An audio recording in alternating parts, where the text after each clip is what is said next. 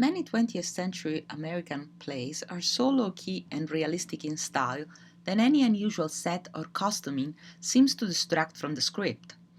Realism requires a passionate search for appropriate detail, fabric, and color, with no sloppiness in terms of research.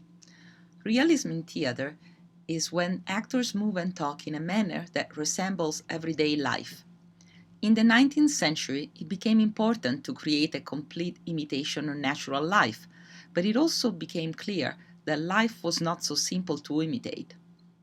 In the 20th century, realism was adapted and changed to become modified realism. Modified realism was about artistic truth rather than photographic truth. Theater artists used the simplification of modified realism to eliminate details so that only a suggestion of reality remained. In The Glass Menagerie by Tennessee Williams, the characters are quite vivid, yet there is a sense that none of it is really real. This play is a memory where the characters simply remember a different time. Joe Melziner was able to bring out the idea of modified realism in the design of sets. His sets were simplified with skeletal settings that permitted smooth shifts in time and place. In The Glass Menagerie, there is a balcony on the side of the house where Tom is in the present.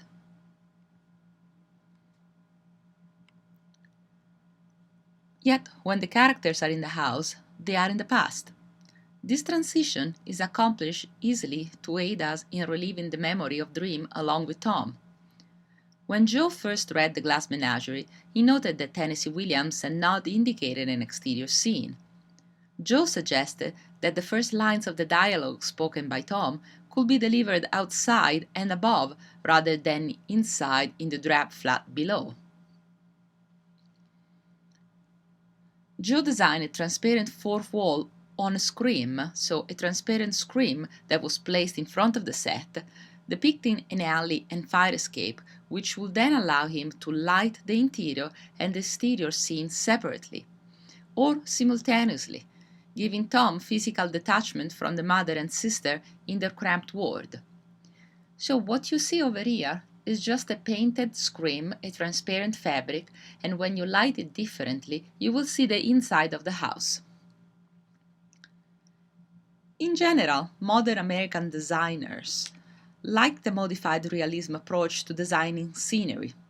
A good example could be Strage's production of Copperfield, based on David Copperfield, where the set has the feel of a children's book illustration.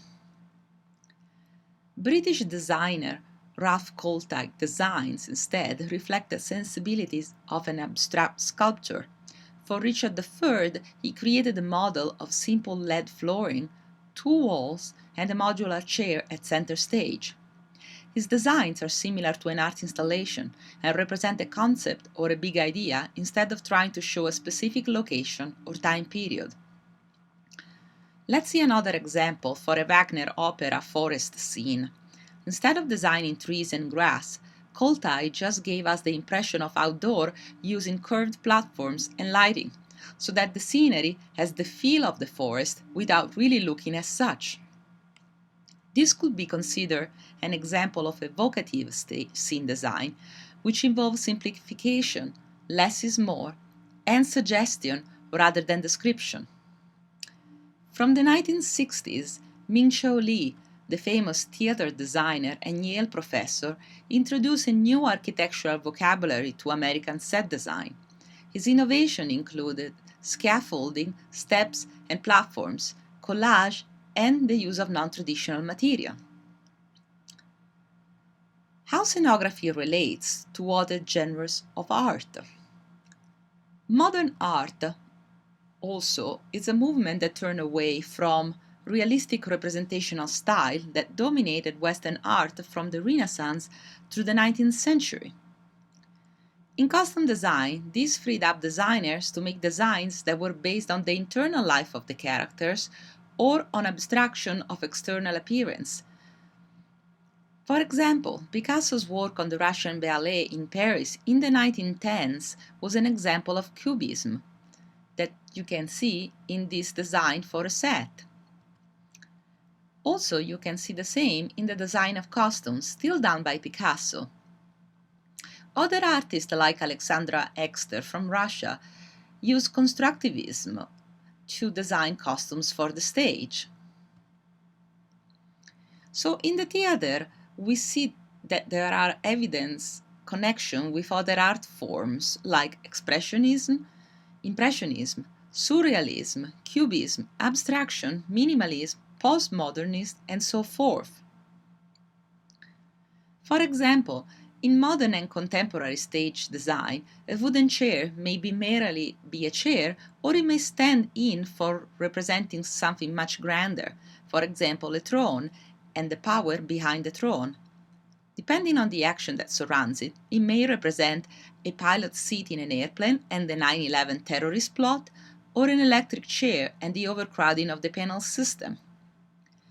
Abstract stage design uses light, space, and props to create a suggestive environment for a performance. It also suggests that the story is taking place in a general time or specific place rather than a specific location. For instance, when you set up your abstract setting, you start with an empty stage and add a tree to suggest that the action occurs in a forest. There are some stage styles that are determined by physical movement. This may be defined as physical theater. Physical theater emphasizes not only the way the stage looks, but how the stage performs. This picture could be a good example of physical theater. Then again, looking at the connection with the art movement, let's see an example or a few examples of abstract realism. This could definitely be one. This is for a production of Hamlet, and it certainly does not represent a castle in Denmark, but it does give the feeling of a prison, which is what Hamlet specifies in the script. Denmark is a prison for him. This one is for a production of Margaret Garner. The scenic designer, Marjorie Bradley Kellogg, really wanted to keep the idea of the interior of this colonial house where the play takes place, but instead she gave us the impression of their house based on the abstraction of the way we normally draw a house when we are 8 years old. Another example would be the set for a production of Riel. Then we have other styles. Let's see an example of minimalism. This is a production of Agnes of God. Instead of building the entire stage as a church, we only have one window to suggest the location. So the scenery is sparse or minimal. Then let's see an example of Impressionism. This is a set for Mary's wedding. You can first see the model and then see how the production looked on stage. It is definitely an impression of the location more than a realistic way to build a location. And then let's look at an example of surrealism. This is again for a production of Glass Menagerie. Look at how there are objects flying above the stage. It really remembers one of these surrealistic paintings. Then there is also another option to keep in mind. Sometimes scene designers like to use a visual metaphor to design. A metaphor is a figure of speech in which something is compared to something else. So a visual metaphor occurs when a person, place, thing, or idea is represented by a visual image that suggests a comparison or association. Visual metaphors can stimulate the brain of the viewer so that, in the case of scenic design, the individual sees the work on stage in a more insightful way, making parallels and drawing conclusions that promote enjoyment, interpretation, and engagement. This is a scene design from Josef Svoboda, a Czech designer, for a production of Idomeneo. It's definitely about a king. And if you see it, notice in the picture how the entire set is the large face of the king. It represents power, but also power that gets fragmented during the course of the story. So it goes from seeing the full face to seeing parts of the face. it is a metaphor of what the play and the story is about. Now let's see all this concept as applied to something a little more simple. Let's just say that you need to design the set for a room in a proscenium stage. So this will be a realistic representation. This will be more of a modified realism approach that has some form of abstraction. The walls and other unnecessary elements were removed, and the audience will fill in the blanks of what is missing. So the audience will still see and interpret this as a bedroom, even though walls are missing. This will be the end of today's lesson.